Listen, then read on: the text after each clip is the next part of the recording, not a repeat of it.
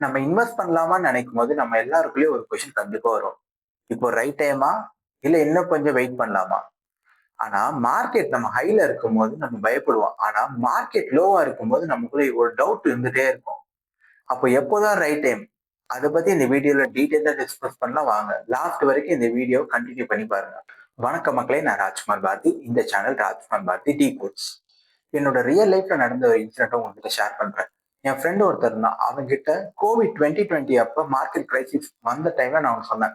இங்க பாரு, இப்ப வந்து மார்க்கெட் வந்து ரொம்ப டவுனா இருக்கு. இது வந்து பெஸ்ட் டைம் டு இன்வெஸ்ட்மெண்ட். நீ இப்ப இன்வெஸ்ட் பண்ணு, லாங் டேர்ம்க்கு ரொம்ப நல்லதுன்னு சொன்னான். அவன் என்ன தெரியுமா சொன்னான்? இல்லடா, இந்த டிப் வந்து இன்னும் கொஞ்சம் கீழே போட்டு அப்ப நான் இன்வெஸ்ட் பண்றேன்னு சொன்னான். மார்க்கெட் பாத்தீங்கன்னா இன்னும் டவுன் ஆச்சு. அப்ப அவன்கிட்ட அகைன் சொல்லும்போது என்ன சொன்னா, இன்னும் கொஞ்சம் கீழே போட்டுடா, அப்ப நான் இன்வெஸ்ட் பண்றேன், அப்ப நல்ல ப்ராஃபிட் கிடைக்கும். ஒரு 2 to 3 months பாத்தீங்கன்னா மார்க்கெட் வந்து பாத்தீங்கன்னா ரெக்கவர் ஆயிடுச்சு. இவன் என்ன பண்ணிட்டே இருந்தான்னா, டவுன்ல வரும் டவுன் ஆகும்ட்டு வெயிட் பண்ணிட்டே இருந்தான். இவன் கடைசி வரைக்கும் அந்த டைம்ல இன்வெஸ்ட்மெண்ட் பண்ணவே இல்லை. இப்ப பாத்தீங்கன்னா 2026 வந்துச்சு. இது வரைக்கும் பாத்தீங்கன்னா அவன் பழைய அந்த டவுன் ஆச்சுல, அதுக்கு போகும்னு வெயிட் பண்ணிட்டே இருக்கானே தவிர இந்த 6 வருஷத்துல அவன் இன்வெஸ்ட் பண்ணவே இல்லை. இதெல்லாம் என்ன தெரியுதுன்னா, நம்ம எப்போதுமே ஒரு டைம்காக வெயிட் பண்ணிட்டே இருக்கக்கூடாது. இங்க என் ஃப்ரெண்டு மாதிரி தான் நிறைய பேர் இருக்காங்க. மார்க்கெட் வந்து ரொம்ப ஹைல போனாலும் அவங்க என்ன சொல்லுவாங்கன்னா, இல்ல மார்க்கெட் வந்து ரொம்ப ஹைல இருக்கு, இப்ப இன்வெஸ்ட்மெண்ட் பண்ண வேணாம்னு சொல்லுவாங்க. இதுவே மார்க்கெட் டவுன்ல போயிட்டு இருந்தா அப்ப என்ன சொல்லுவாங்க பாத்தீங்கன்னா, இன்னும் கொஞ்சம் டவுன்ல போட்டோம் அப்ப இன்வெஸ்ட்மெண்ட் பண்ணலாம்னு சொல்லுவாங்க. கடைசி வரைக்கும் இந்த கேட்டகரி ஆஃப் பீப்புள் பாத்தீங்கன்னா இன்வெஸ்ட்மெண்ட் பண்ணவே மாட்டாங்க. ஆனா இவங்க கிட்ட இன்வெஸ்ட் பண்ணணும் நல்ல ஆர்வலா இருக்கும். ஆனா அவங்க கடைசி வரைக்கும் இன்வெஸ்ட் பண்ண மாட்டாங்க. வெயிட் பண்ணிட்டே இருப்பாங்க. ஆனா இவங்க எதுக்காக வெயிட் பண்றாங்கன்னு கேட்டீங்கன்னா நமக்கே புரியாம போயிடும். அந்த மாதிரிதான் இவங்க பண்ணிட்டு இருப்பாங்க. இவங்க வெயிட் பண்றதுனால இவங்க கிட்ட இருக்க காசு பாத்தீங்கன்னா எந்த ஒரு வெல்த்துமே கிரியேட் பண்ண வேஸ்டா தான் இருக்கும். ஸ்டாக் மார்க்கெட்ல இன்வெஸ்ட் பண்ற எல்லாருமே புரிஞ்சுக்க வேண்டிய ஒரு விஷயம் என்னன்னு பாத்தீங்கன்னா, ஸ்டாக் மார்க்கெட்ல இதுதான் ரைட்டான என்ட்ரி பாயிண்ட் எதுவுமே கிடையாது. நம்ம இதுதான் lowest point of stock market நினைப்போம். ஆனா அது லோவா இருக்காது. அதை விட கூட மார்க்கெட் கீழே போறதுக்கான பாசிபிலிட்டிஸ் நிறையவே இருக்கு.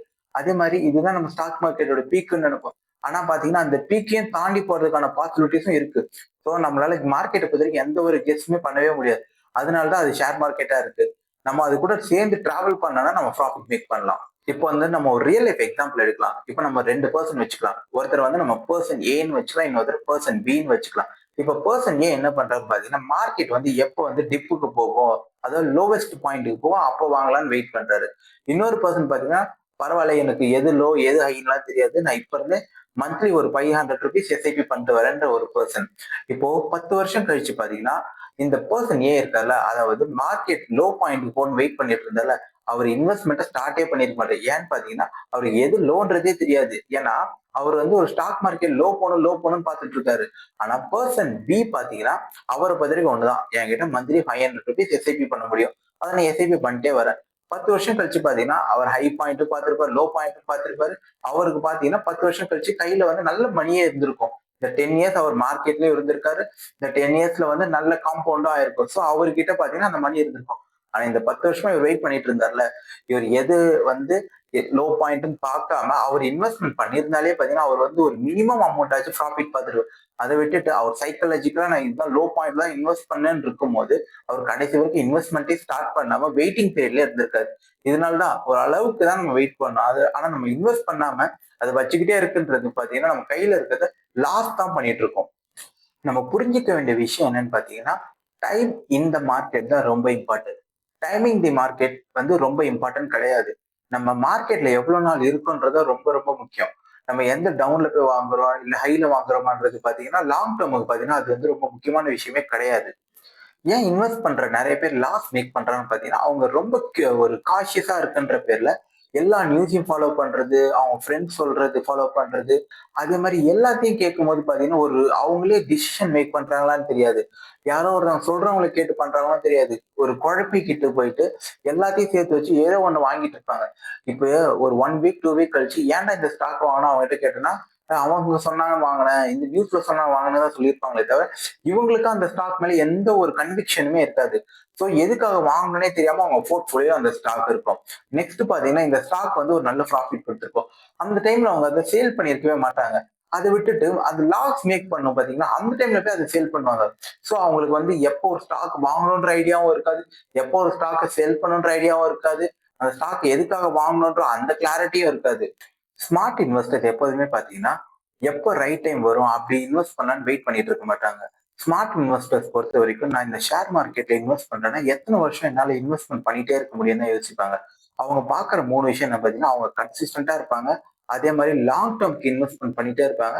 அதே மாதிரி அவங்க டிசிப்ளினா இருப்பாங்க.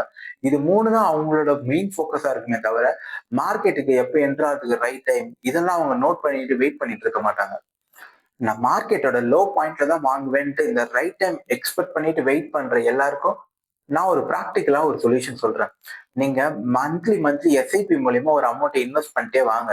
இப்ப எஸ்ஐபி போறதுனால என்ன அட்வான்டேஜ் பாத்தீங்கன்னா, நீங்க மார்க்கெட்டோட ஹை பாயிண்ட்லயும் ஸ்டாக்ஸ் வாங்குறீங்க, மியூச்சுவல் ஃபண்ட்ஸ்ல இன்வெஸ்ட் பண்றீங்க. அதே மாதிரி மார்க்கெட்டோட லோ பாயிண்ட்லயும் நீங்க வாங்கிட்டு இருக்கீங்க. சோ இதனால என்ன ஆகும்னு பாத்தீங்கன்னா, ருபி காஸ்ட் ஆவரேஜ் மூலியமா உங்களுடைய ரேட் வந்து ஆவரேஜ் ஆயிருக்கும். இது மட்டும் இல்லாம மார்க்கெட் வந்து ரொம்ப டவுனா போயிட்டு இருக்கு. அந்த மாதிரி சிச்சுவேஷன் என்ன பண்ணுங்கன்னா, நீங்க லம்சமா இன்வெஸ்ட் பண்ணுங்க. சோ இதனால என்ன ஆகும், ஆல்ரெடி நீங்க வந்து எஸ்ஐபி போட்டு இன்வெஸ்ட்மெண்ட் பண்ணிட்டு வரீங்க. அது இல்லாம இந்த மாதிரி மார்க்கெட் வந்து ஒரு எப்பெல்லாம் ரொம்ப லோவா போகுதுன்னு உங்களுக்கு ஃபீல் ஆகுதோ அந்த மாதிரி டைம்ல நீங்க லம்சமா இன்வெஸ்ட் பண்ணுங்க. சோ நீங்க வந்து இந்த மாதிரி பண்ணும்போது பாத்தீங்கன்னா இது வந்து ஒரு நல்ல ஸ்ட்ராட்டஜி. ஸோ லாங் டேர்முக்கு நீங்க நல்ல வெல்த்தே பில்ட் பண்ணிருக்கலாம். என்ன பொறுத்தவரைக்கும் இது வந்து ஒரு ஸ்மார்ட்டான ஒரு டிசிஷன். நான் இந்த ரைட் டைம் தேடி இன்வெஸ்ட்மெண்ட் பண்றாங்கல்ல, அவங்க மோஸ்டா இன்வெஸ்ட்மெண்ட்டை ஸ்டார்ட் பண்ணி நான் பார்த்ததே கிடையாது. அதே மாதிரி இந்த இன்வெஸ்ட்மெண்ட்குள்ள நான் வரணும், நான் வந்து லாங் டேர்முக்கு வெல்த் பில்ட் பண்ணணும்னு நினைக்கிறாங்கல்ல, அவங்க யாருமே மார்க்கெட் லோ பாயிண்ட் வரணும் அப்படின்னு வெயிட் பண்ணதே கிடையாது. அவங்க பாத்தீங்கன்னா சொன்னதுல இருந்து 1 ஆர் 2 மந்த்ஸ்க்குள்ள இன்வெஸ்ட்மெண்ட்டை ஸ்டார்ட் பண்ணிடுவாங்க. ஏன்னா அவங்களுக்கு வந்து டைம் தான் இம்பார்ட்டண்டா இருக்காங்க. அவங்க இன்வெஸ்ட்மெண்ட்டை ஸ்டார்ட் பண்ண ஆரம்பிச்சுறாங்க. ஸ்டார்ட் பண்ணதுல இருந்து பாத்தீங்கன்னா அவங்க அதுதான் ரைட் டைம்ல அவங்க பிலீவ் பண்ணிட்டு இன்வெஸ்ட்மெண்ட்டை ஸ்டார்ட் பண்ணி போயிட்டே இருக்காங்க. இதனால பாத்தீங்கன்னா ஒரு 5 இயர்ஸ் 6 இயர்ஸ்க்கு அப்புறம் பார்க்கும்போது அவங்க வந்து போட்டதோட டபுளாவே மணி ப்ராஃபிட் பாக்குறாங்க. எப்போதுமே இன்வெஸ்ட் பண்றதுக்கு முன்னாடி உங்க மைண்ட் இந்த லைன் வச்சுக்கோங்க. The best day to invest was yesterday. The next best day was today. So நீங்க டைம் வெயிட் பண்ணி வேஸ்ட் பண்றதை விட நீங்க இன்வெஸ்ட்மெண்ட்டை ஸ்டார்ட் பண்றதா பெட்டர்.